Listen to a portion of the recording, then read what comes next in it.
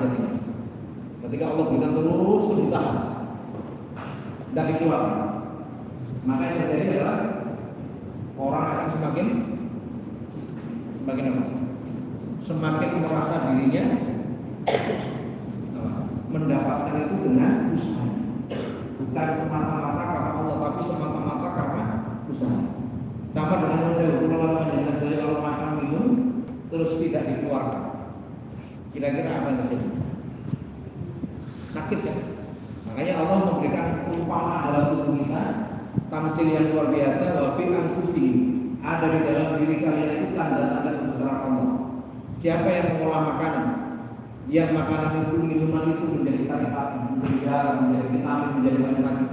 Sementara yang tidak terpakai, yang buatan bermanfaat, itu terbuang. Pertanyaannya, siapa yang mengatur itu? Apakah kita? Bukan kita. Allah yang mengatur.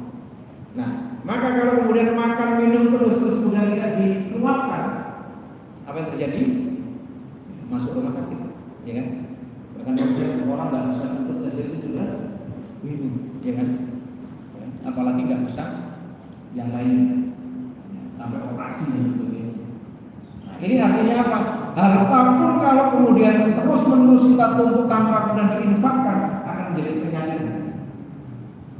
Ini yang kadang-kadang lonceng mengelola panjang saya itu level kita itu lonceng. Saya melihat banyak orang ketika level kekayaannya itu naik, yang itu naik apa? Gaya hidup.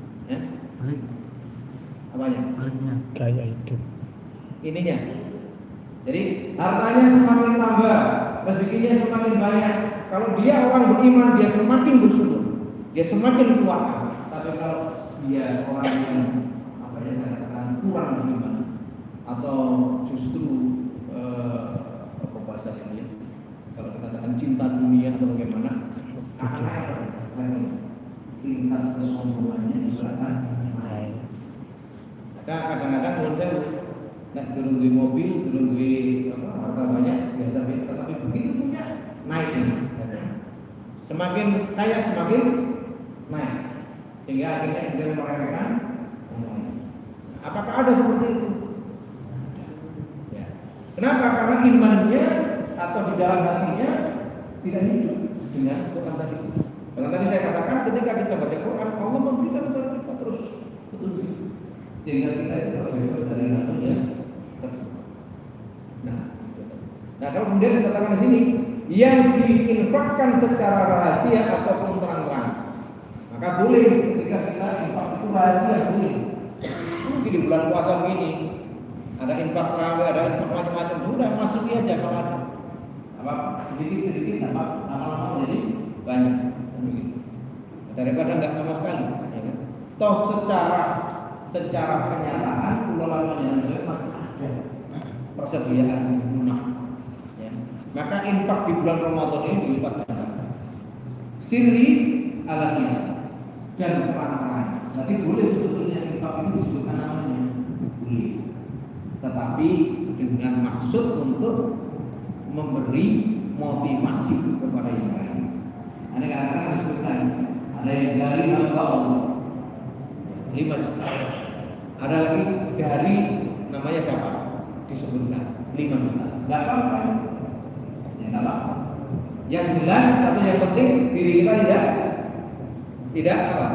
Tidak merasa apa istilahnya? Bahasanya itu supaya supaya dikenal orang, disebut orang dengan dermawan.